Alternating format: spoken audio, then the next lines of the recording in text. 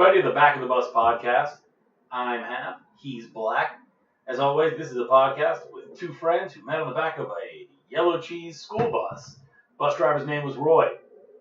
Looked weird at girls getting off the bus. I'm also pretty positive he didn't have a driver's license. I'm almost, I'm 99% positive he didn't have a driver's license. Anyway, that's us. That's it. That's all you need to know. That's all you need to know. Let's hear a little bit from you guys. Caller number one.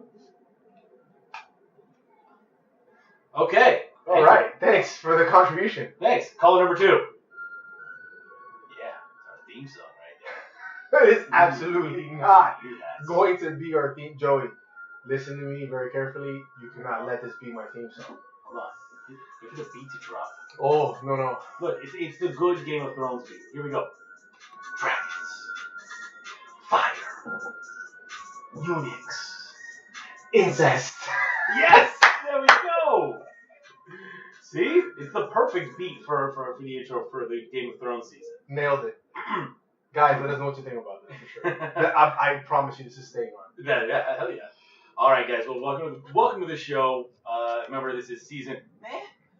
What we're doing is we are recapping all of Game of Thrones, every episode. We did a pre-cappables, basically. I stole that from the ringer if they don't kill us. But if they do, that's great. That means they listen. Anyway, we will recap all the shows. So, episode 1 aired. We are recording on Tuesday. Episode 1 aired less than 48 hours ago. I have only seen it once when it aired, and you've seen it 4 times? 3 times. Wow. Yeah. And you have 3 children. Yeah. I don't know how you do it. Well, I put them to sleep Sunday night at 8:50. They were just like, why? Under penalty of death if they left their room. Well, the boy, whatever, he's 4. He does what he wants. Yeah, But exactly. the girls were under penalty of death not to leave their room. There you go. So I watched it immediately when it aired, and then Mike and Mo left, and I watched it immediately after. I did kind of doze off a little bit, so I had to kind of rewind. Mm-hmm.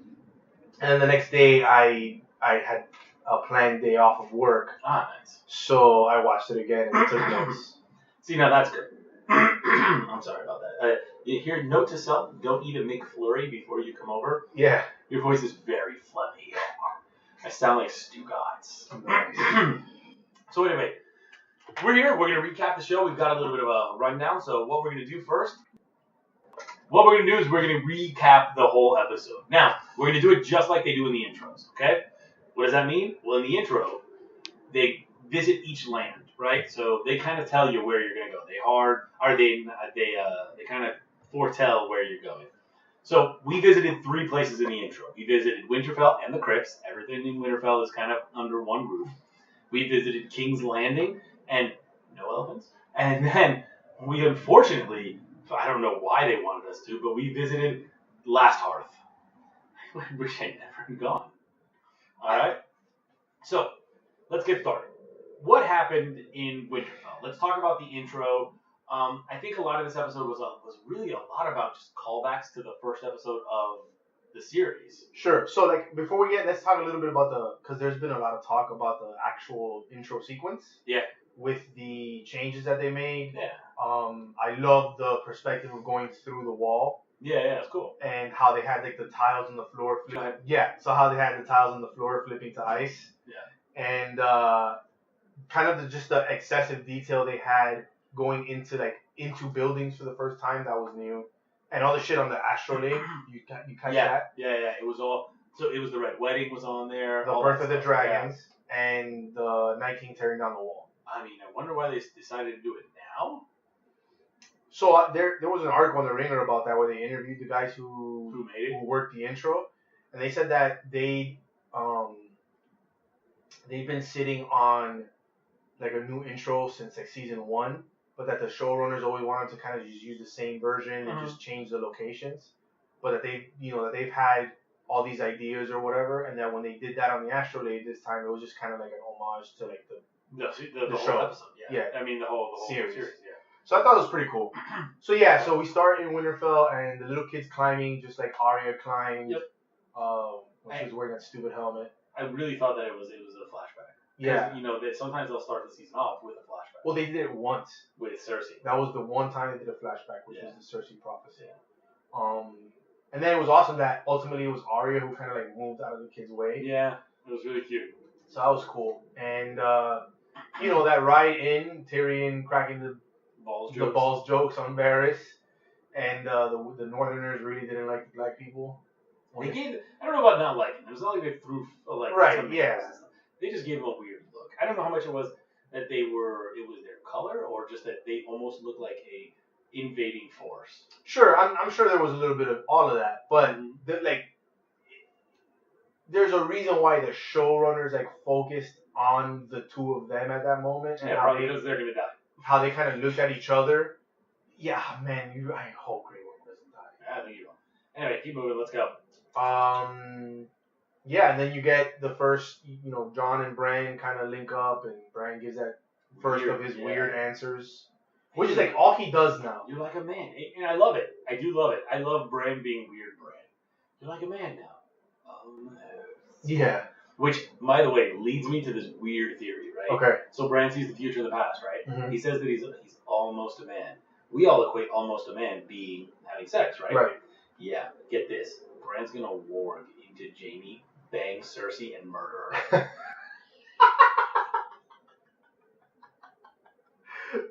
Cut.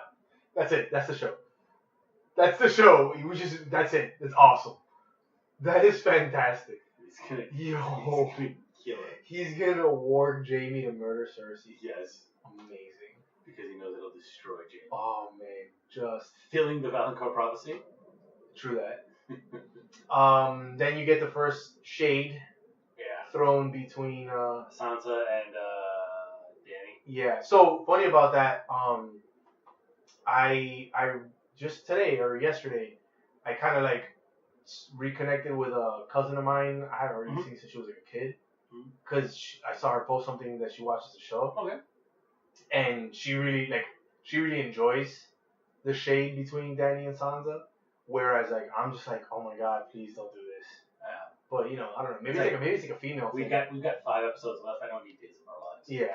I just need but it was a cool thing. What do dragons eat? Whatever they want. Yeah, no, it was awesome because in that first one, Dany's trying to compliment her, and Sansa's yeah, Winterfell's yours. Yeah. Which Dany took it kind of whatever, but those were the exact words that Ned said to Robert when Robert came in episode 1. Exactly. So maybe Dany should just not take it that personally. Yep. No, I get it. So then when they had the what do dragons eat? Well, then Bran fucking can we stop? Your dragon is alive again, and the Night King has it. So this is Bran is basically pushing all of the storyline forward. So this is going to be a common theme throughout this conversation. How they are between this and another thing that happens later on in the show, it seems kind of just a really big deal that all it's getting is like a 1-sentence reveal.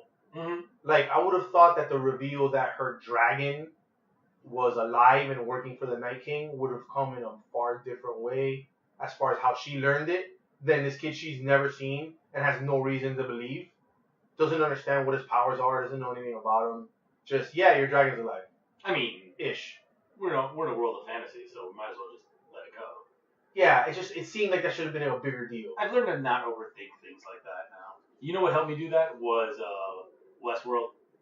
You just can't overthink. I haven't watched Westworld. If you try to overthink every little thing, you're gonna drive yourself nuts. So I just don't. I'm okay, there's some things that are there purposely, some things that aren't there purposely. It was cool. Bran was there. Yo, badass Mormont just sticks her head. By the way, that was one reunion that I thought was gonna happen. And Jorah and Lyanna. Yeah, I'm sure it'll come. Yeah, but at some point, weren't they in that room together? Yeah, but I mean, they couldn't. They already had to mash all these reunions into one show, and all of them got a minute, 90 seconds, 2 minutes maybe for Jon and Arya. Something that in prior seasons and prior episodes would have taken a while. The Jon and Arya reunion would have been the climax of the show. Yeah, I guess you're right. So they could only get to so many. Okay. But that is going to lead me to a burning question. All right. So now they had the big powwow. They said Ned Umba back to his people because he needs more horses, and Sansa's like, sure, go. Yeah. Great idea, by the way. And Lyanna shits all over Jon for turning in the crown. Yeah. Which is this the good time for the Jon rant, or should I wait? No, you should wait. Okay. Anyway, so let's get out of the recap and then you can go on your John rant. Got it. So we get there, then we get a bunch of reunions in Winterfell, right? Sure. We get Arya with John. we get Arya, Arya Hound. with Hound, we get Arya with Gendry. What's he making for her? I think it's like a blow dart or something. Okay. I don't know. Because in the trailer for next week, she's got a bow. Yeah, I don't know. So is it like a special arrow? Maybe. Huh. Okay. So I really like the fact that they. Yeah, I should have got you a coffee. I know. They balanced Gendry with the Hound. You know? And the best part about that was when the Hound's like, you left me for dead. She's like, no, but I robbed you. I robbed you. Yeah. Like, don't forget that. Yeah. I robbed you. All of the fucking chickens. I like that interaction. Again, it's one of those ones where I would have liked to see that fleshed out a little more. Just because it was like 2 seasons of them doing the buddy cop thing. Yeah, exactly. And to get 1 or 3 sentences out of it, but it was a perfect 3 sentences. So absolutely. You get Tyrion and you get Sansa, which is for me the line of the episode. Oh, the last time we saw each other was at Joffrey's wedding. Yeah, that was, what does he say? That was tough going or some shit, and she goes, it had its moments. Yeah. That was spectacular. Exactly. And then she told him that he's not as smart as she thought he was. Yeah, and I think that's a real big knock, and I think that's something that's going to come into play later. Well, yeah, and it's also later in the episode we're going to talk about another burning question about Tyrion. Yeah. Okay, so then we get Jon and Dany. This, you know what, man? I'm going to be honest with you. I'm not about it anymore. I'm not about Jon and Dany being together. It seems. Oh, you don't ship them anymore? Nah. You don't think they have chemistry? I don't think they have chemistry at all. I saw them, and they're just like, here's the Game of Thrones has ruined me. I see these two, and they're in love, and I think, oh, Rob was in love too. and then they're Jon was in love with Ygritte. Yeah. And Dany was in love with Drogo. And so I'm just like, oh, okay. And then there were these parallels that they had actually with Ygritte and Dany. So when they jumped onto the dragons, and we'll get to the dragons and how easily it was Jon got on and was able to fly. They go into this place, and Dany turns around and says, I could spend 1,000 years or 1,000 lifetimes here with you. 1,000. We could be 1,000. We could be here for 1,000 years, she said. Yeah, and it's very similar to what Ygritte said to Jon in the cave. Oh shit. Okay. Yeah, she said that she never wanted to leave the cave. Right. She told her let's never leave or something. Yeah, and so there were a lot of parallels with other things. That right then and there, I was just like, oh, doesn't bode well for Dany. But in any case, it is what it is. So then you get them, they come back. There is this, honestly, I don't really give a crap about the underlying food shortage problem that's happening. Like, it seems like a piece of the storyline that I just don't give a shit about.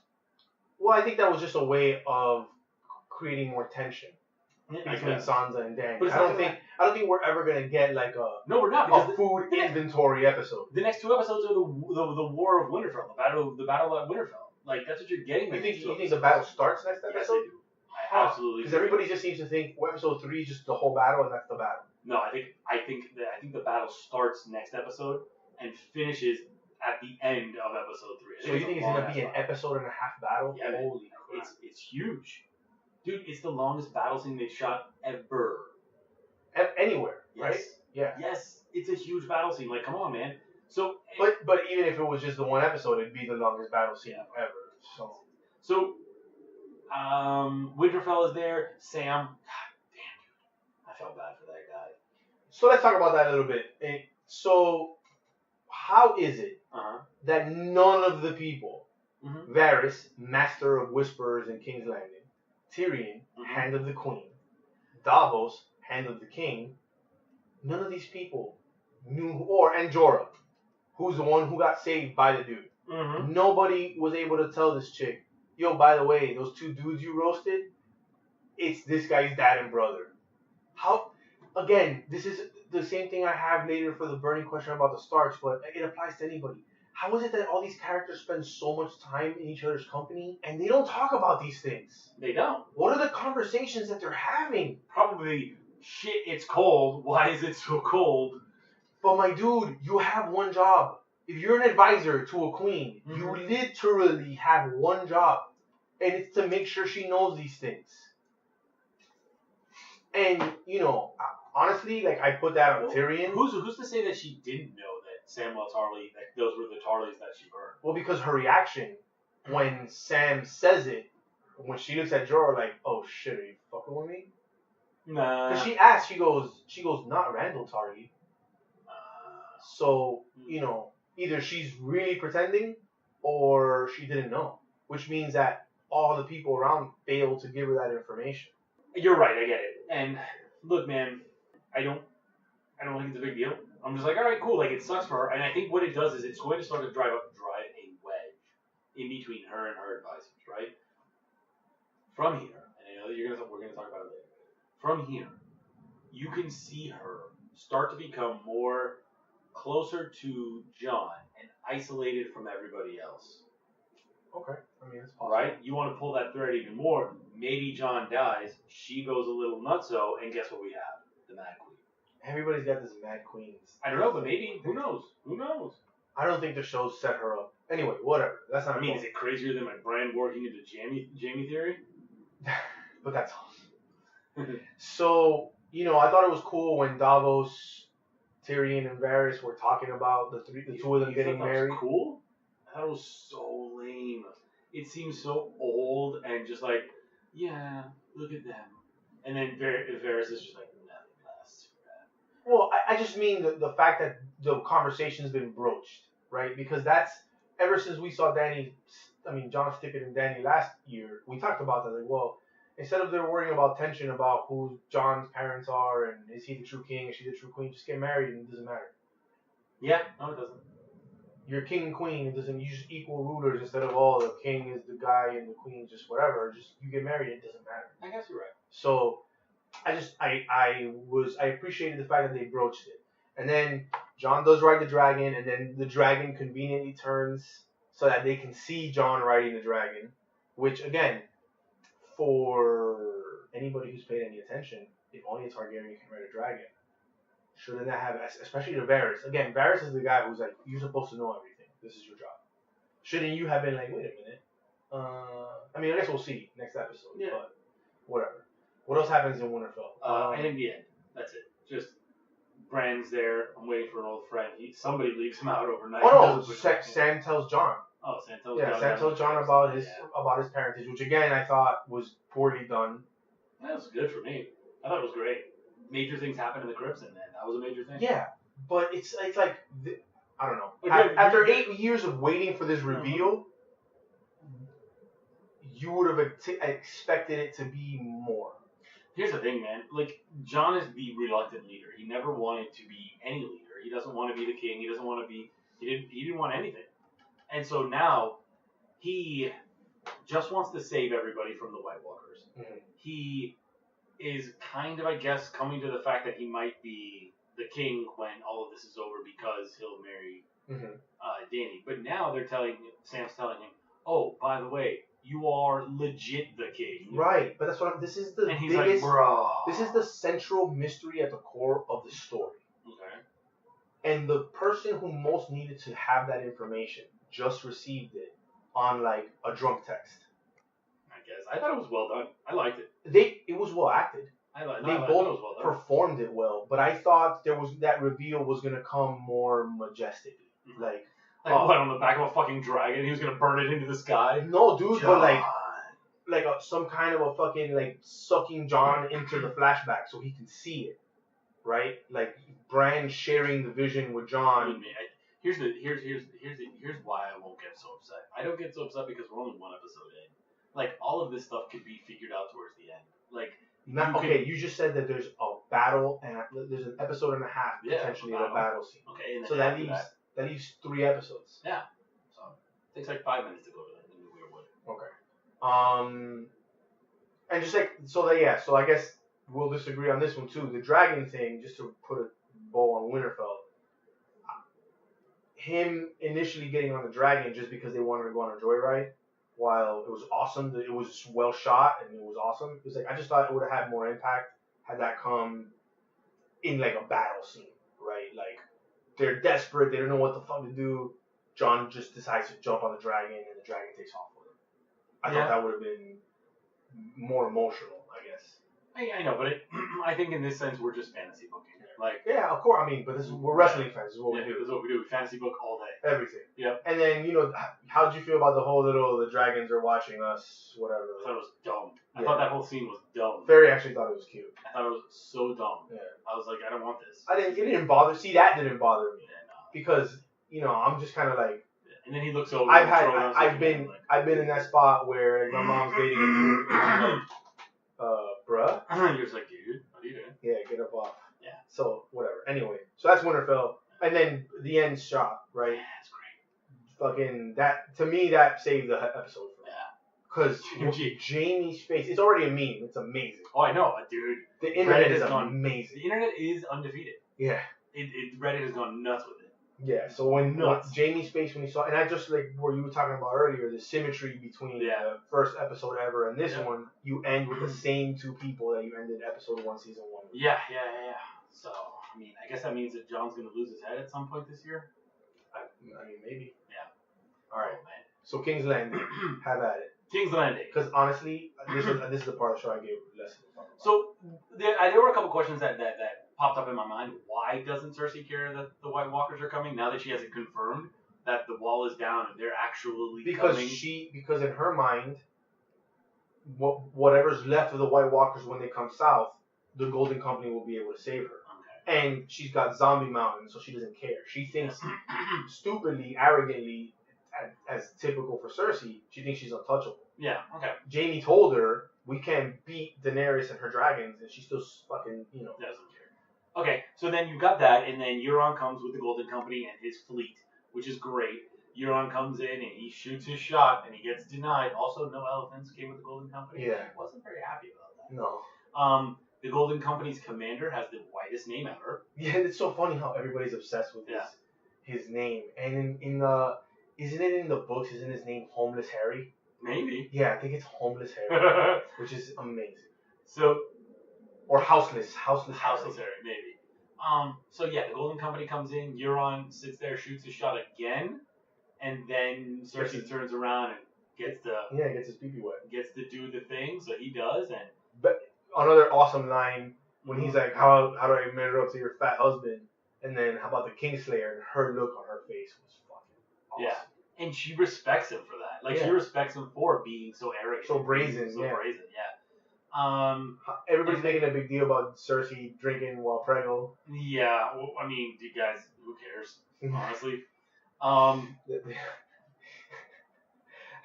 that's gonna be my answer to a lot of these things. Half has actually no compassion for childhood birth defects due to alcohol consumption. I mean, the kid's an incest baby, so like, I mean, what are you gonna do? Make it worse? Anyway.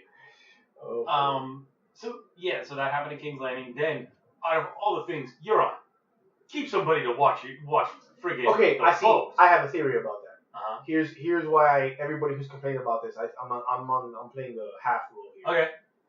Yara has no value as a prisoner. He has the whole fleet. She's got 3 boats. Okay. So if he has her there for his entertainment.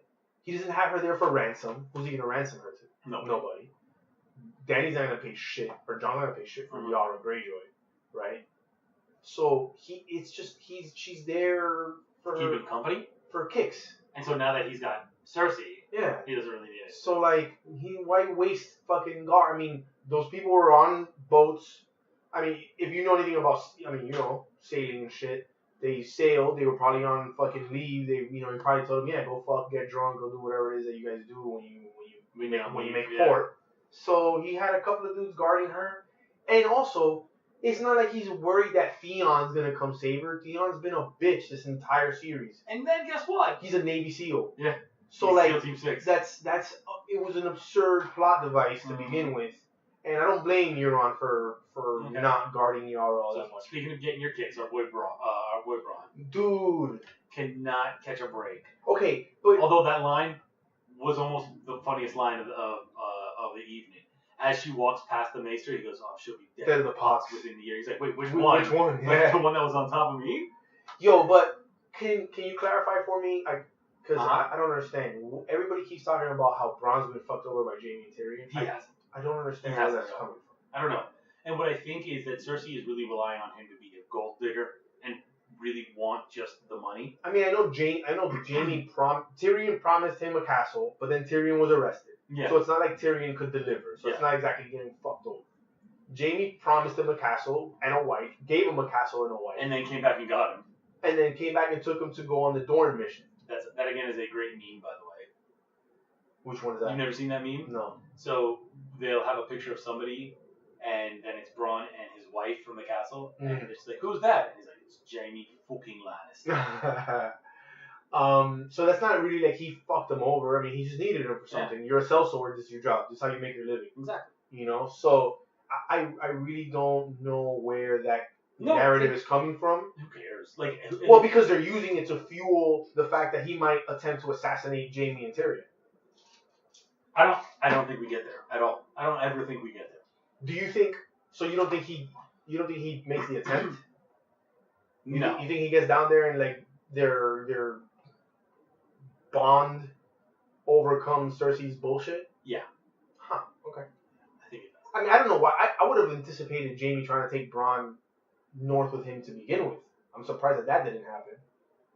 Because Bronn would be highly useful in a fight. Oh yeah, dude. He would have been the best in a fight. Yeah. I mean, behind Brienne of Tarth, who else do you want? Who just had that one poking her head out part in this episode. Yeah. Hello. Bye-bye. So that's it. That's as far as King's Landing. Last Hearth. Yo, so when I saw them, I was like, damn. First, I didn't realize where they were. Because when I saw the beginning of the episode, I didn't read Last Hearth in the intro. And I didn't remember where they were. Well, I didn't remember when I saw the sigil. I didn't remember that was the Umber sigil. Yeah. Because I mean, fuck, even I can't remember all of them. Yeah. So I was like, damn, I wonder where they are. I thought maybe it was like Mole's Town or one of those places. But then there was a sigil, so I was like, no, it's got to be a house somewhere. And then I was like, oh, maybe they're at the fucking Glovers, right? Because the Glovers are always running. Because the Glovers didn't show up. And maybe that's who the Night King went and smoked anyway to cut them off from changing their minds later. And then the fucking awesome kid. Well, no, before that when they run into each other and they're like, "Oh, he's got blue eyes." I've always had blue eyes. It's amazing. And then you get the scene with the kid. It was funny because I was busy watching Tormund and Mo. We were sitting here, me, Mike, Mo, and Ferry, and Mo was the one who was like, "Oh shit, the kid opened his eyes." And then that shit happened, and bro, like that shit was awesome. That was a great, like, mini little horror movie moment. Yeah. Oh no, it felt like a horror movie when it happened. I was like, whoa! And then that screech, I was like, oh no. Yeah. I actually thought that screech was gonna call more weights, but it didn't. Like I was like, okay, cool. Like at that point, I'm okay with not losing any of the main characters. You know what I mean? Right. I'm okay with no battles. I'm like, oh damn, I was just scary as shit. Yeah, for sure. And then just the whole mystery about what the stupid spiral means. Yeah. And again, I don't know if we're ever gonna get an answer. I hope we do. But I'm sure they wouldn't have shown it as many times as they did. If we're not gonna get an answer, maybe. All right. So that's basically the recap of the episode of where we were at. Now, this episode was all about reunions. So let's pick our favorite reunion. Okay. What was yours? Because I have mine already. You go first. Okay. So my favorite reunion was the Hound, Gendry, and Arya. Okay. It was just so fun. It felt good. It felt like season 2, 3 of Thrones, where a lot of those buddy cop things that we were talking about were fun and like just wisecracking, quick-witted, that kind of stuff. So that's what it felt like to me. Okay. Are we not counting Bran and Jaime since they haven't actually spoken yet? Yeah, no, you're not that. Okay, so then I'd probably have to go Tyrion Sansa, just because it delivered my favorite line of the episode, and it also just reinforces the fact that Tyrion's not very good at his fucking job. Not right anymore. now. No, he had a drop off. I think Tyrion was really good at the politics part of the job, King's Landing, whatever, but warfare is not his strong suit. Nope. He's not. What is it? He's not a wartime consigliere. No, he's not. So one of the things, and I called you right before the episode aired because I was jumping in and out of just the episodes as they were airing on HBO. And one of the things that I asked you, because it was the scene where the Unsullied go to sack Casterly Rock and nobody's there. Right. And so I was like, damn, like, dude. And so I called and I asked you, I was like, yo, are we sure Tyrion's not on the side of the Lannister still? And I'm not saying that he's all for Cersei being queen, but, that's family. Like, yeah. Are we sure? But that's the family who's trying to murder him repeatedly. Okay. Like, I could understand, this is the thing, I could understand that argument if Jaime was ruling in King's Landing right now. But it's not. Him and Cersei don't like each other. Well, maybe that's his plan. Maybe his plan is to get rid of Cersei and then have Jaime rule. Yeah, but there's better ways to, because you can just find a way to reconcile Jaime with everybody else and have Jaime go back to being fucking Warden of the West or whatever, and at least Jaime's in a good spot. Yeah. Dany's never given Tyrion a reason to betray her. Mm-hmm. Meanwhile, Dany's got plenty of reasons to fire this little bastard. Yeah, no. Tyrion's been. He's just not, like, war is not his thing. Yeah. Great kudos for the Battle of the Blackwater plan. Yeah. But that was like once. Yep. So you're no Robb Stark as far as tactician goes. Yeah, man. But I just thought it was awesome that these two people who had such a deep history that was rooted in fucking misery, really. But at the end of the relationship, they started kind of having this very like respect for each other, and just the complete transformation of Sansa is awesome. Yeah. So I heard something today that I wanted to ask you about, talking about her, which is her behavior with Jon privately versus her behavior with Jon publicly. Okay. Because it seems like when they're alone, she's much more respectful of Jon, but then when they're in front of everybody else, she's constantly dunking on him. She's questioning him every fucking 5 seconds. Like, why do you think that is? Do you think she's got the eyes for Jon? I mean, no. I know Starks aren't known for this, but she did ask him. No, I think. Is it because you want to save the North, or because you love her? I mean, she asked the question. I think that's very, very sisterly to a certain extent. Okay. I think it's very sisterly. I think it's just them. I don't know, because she's hugging him and she's giving him. I mean, if you got a chick who's hugging you and she's giving your chick the side eye, there's reasons for that. Maybe, who knows? I mean, I don't know. Also, she's gotten so hot. Yeah. Incredibly hot. And MVP. Yeah. MVP. For sure. Okay. Yeah. So that's reunions. All right. So. Jon rant. Go on your Jon rant. Go for it. So here's my Jon rant. Everybody keeps questioning this dude, and I am fucking sick of it. Like, what more does this dude have to do for these people to just be like, all right, dude, yeah, you're the boss. You join the Night's Watch. You save Mormont from the fucking first White Walker. You go with the half hand on the raging. You infiltrate Mance Rayder's camp. You defend the wall. You go to Hardhome, face the Night King, discover Valyrian steel kills them, bring back. No, actually, they lost that Cache of Dragonglass. But you bring back the wildlings. You get killed. You get brought back to life. You win the Battle of the Bastards with an assist, but you win the fucking Battle of the Bastards. He beat Ramsay one-on-one, and Ramsay's showing the arrows at him. It's not like he was like, oh, kill this bitch. He beat him one-on-one. He went and dumb plan, but he accomplished dumb plan, right? Brought back the zombie. Stupidest plan ever. Sure, but you know what? It's going to get him Jaime Lannister. I don't know what that's worth anymore as a one-handed fighter. Do you want to trade one Jaime Lannister for one dragon? Sure. But either way, everything he set out to do, he's done. Every promise he's made, he's delivered on. Why are we still Lyanna Mormont, I love you, but why are you questioning this dude? What the fuck do you know? Have you fought a White Walker, little bitch? No. Has Sansa fought a White Walker? No. Has what's his dumb face, the guy that runs the army of the Vale for Sansa, has he fought a White Walker? I don't remember. But no. None of you have. None of you have looked into his eyes.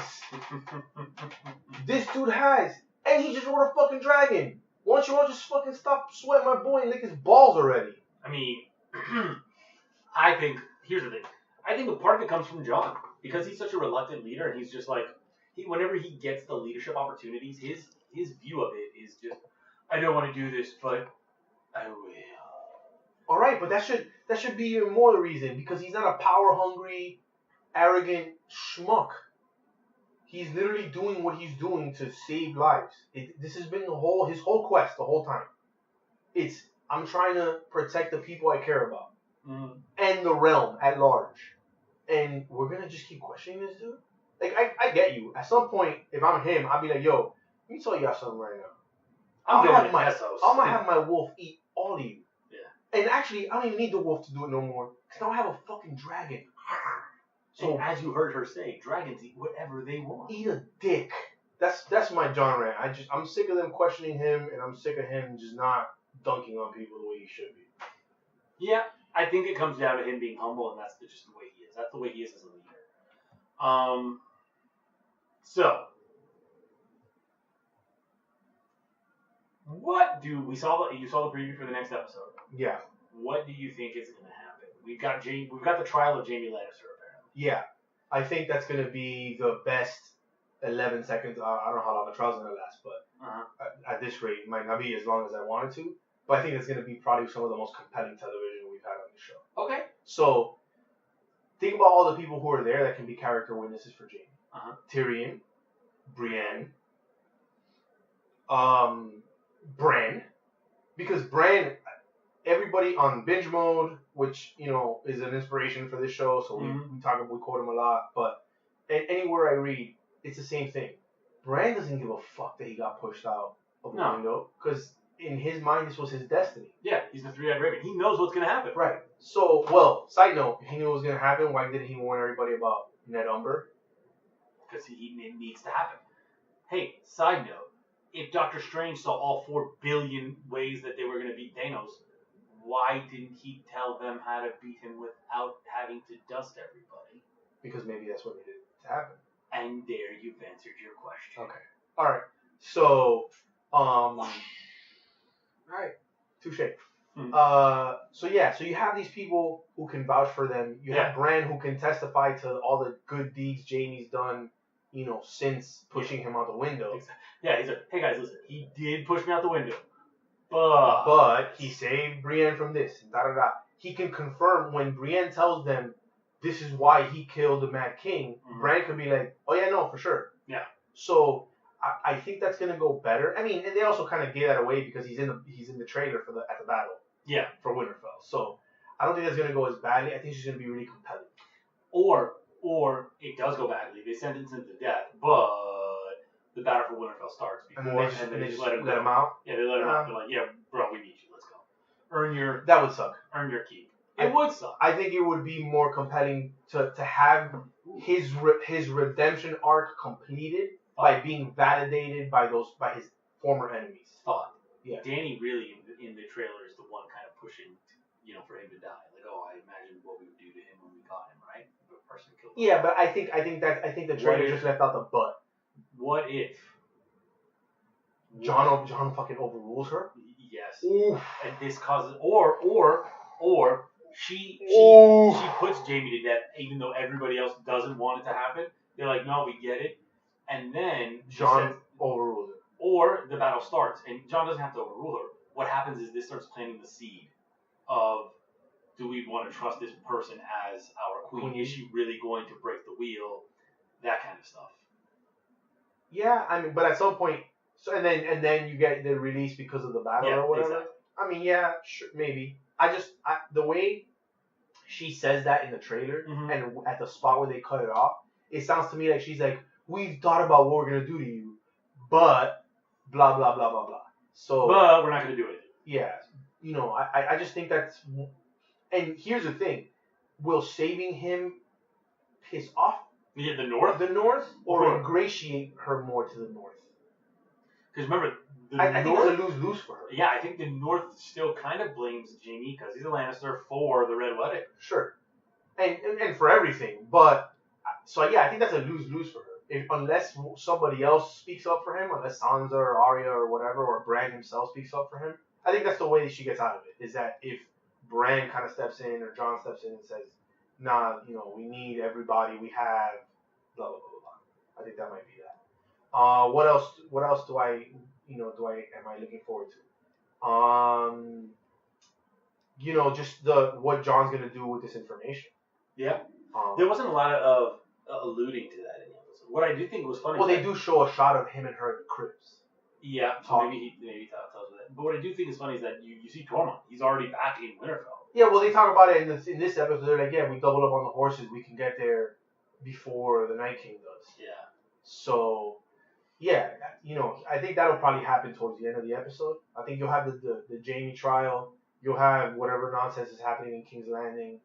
That's probably it for right now. Maybe what's his face makes it to Winterfell too. Theon. Oh, Theon. Because he wanted to go. Yeah. Yara. Okay. Well, no, Yara's going back to the Iron Islands. Yeah, she's gonna take back the Iron Islands. Yes, Theon's gonna go to Winterfell. So, do you think that the reason they included that whole thing with Yara is because the remaining forces of the North are gonna have to retreat to the Iron Islands? No, maybe. Because then why have that? Why mention it? Because it's been mentioned 3 times already. Euron mentioned it once. Yara's mentioned it once, and somebody else did too. Sorry, maybe. I don't remember who it was, but it's been mentioned at least 3 times about, well, if anything, we can retreat to the Iron Islands because they can't swim. Yeah, they can't. They're stuck there. Yeah. So until they freeze the fucking water to walk right across the water to get to the Iron Islands. I can't wait. That'd be such a fucking flex.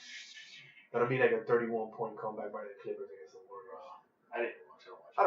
I didn't watch it, but I heard. What else? Any final thoughts? No, I'm good. I'm just excited for the rest of the season. It should be fun. I think it's going to be action-packed going forward. This episode, look, I get that a lot of people were like, where's the action in this episode? Because it was just that one horror scene. But this episode needed to happen. Like, you needed to put all the chess pieces back in place so that you could start, kind of riding out. Yeah, I don't know. I mean, I can't speak for everybody else. For me, it just wasn't the action. For me, it felt like all of the reunions that we were highly anticipating just got short shrift because they tried to cram they tried to cram all of them into one episode. Okay. Where if this was a 10-episode season, you would have had more time with each one of those conversations. You know what, man? I liked it. I liked not having all that time. I didn't need a 10-minute dialogue between John and yeah, I totally 100% disagree. Yeah, no. I didn't. I was like, oh, okay, cool, yes. Do you know how many problems that avoids?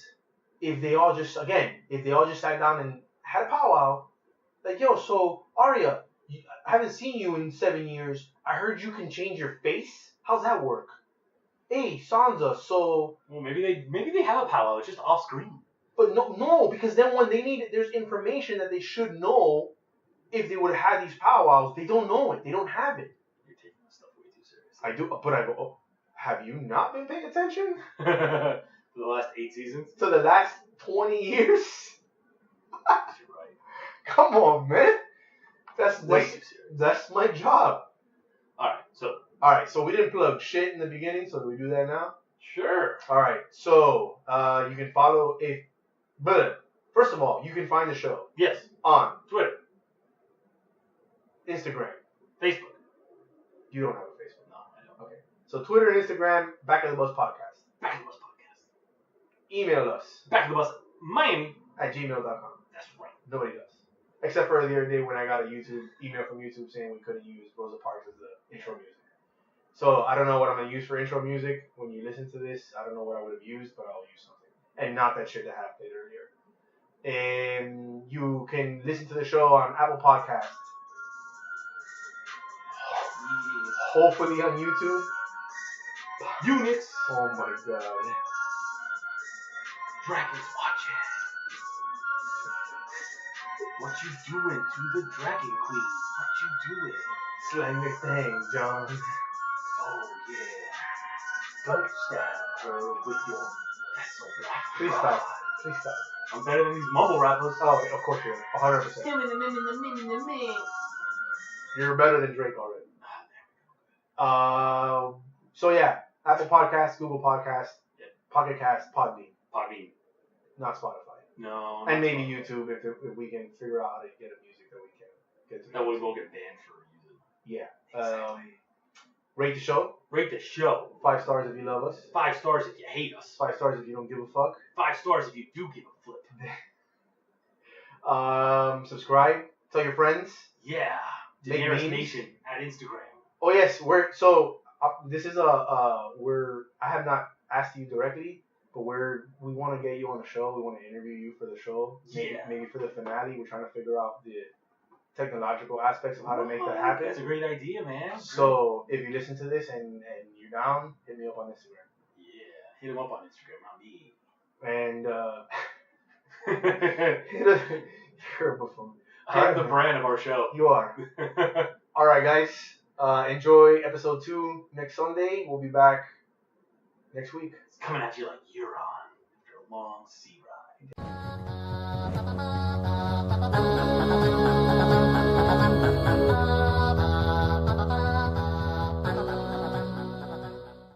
Black and I are going to play a game. It's called Abridging the Episode. Basically, we're going to go one for one. I will try to remember one fact about the show in chronological order, and we'll see how many facts we get correct, and if we can get all the way through the episode. So I'll go first. What happened first? Nah, I'm just kidding. I thought it was a flashback. That's your thing? Yeah, I thought that little kid running in the thing was a flashback. flashback. Okay. Yeah. Arya watches. Okay. Tyrion makes a dick joke, but it's really about balls. The Northerners don't like black people. You took mine. That was true, though. They gave him a weird Yeah, they gave him mad stanka. Dany knew that they didn't like her until she whipped out her dragons. Which probably only made it worse. Yeah. And Bran is almost a man. But not yet. What do dragons eat? Whatever they want. That shit was a hard flex on Dany's part. I'm going to show you Needle, but not the Valyrian Steel. Arya's a cold-hearted little bitch, according to the Hound. That was a great reunion. Great reunion. We'll get to this later. Tyrion is not the smartest guy in the room anymore? Yeah, he's nuts. Oh, we skipped one we should have said. Ned Umba, go get your men. Oh, yeah. The dragons are on like a cold diet? Yeah. And they're voyeurs? Cersei really wanted elephants. But she got the elephant dick instead? Theon finally grew the balls that Varys doesn't have. And didn't inappropriately touch his sister? This is terrible. This is great. I love it. We're just trying to remember the episode. Sam is an orphan? No, his parents' mom's alive. Sam's like, oh, my deadbeat dad is dead. Awesome. I'll go live with my brother. This isn't about that. Yeah. Hey, thanks for saving Jorah. I killed your parents. That should have been my line. Yeah. Thanks for saving Jorah. Yeah. Your parents. They go into the crypt. You're not who you think you are. What? Luke, he's not your father? Yeah. There you go. I'm waiting for a friend. You know what I love about that, though? My eyes have always been blue. Oh, that was a great scene. Kill it! Burn it from existence! I'm going to end it with just the way the music should have ended at the end of that episode with the Curb Your Enthusiasm music.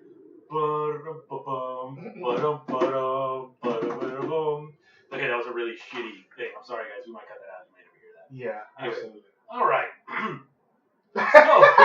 I'm going to put that whole thing as the outtake. Yeah, we should. Yeah, for sure. So,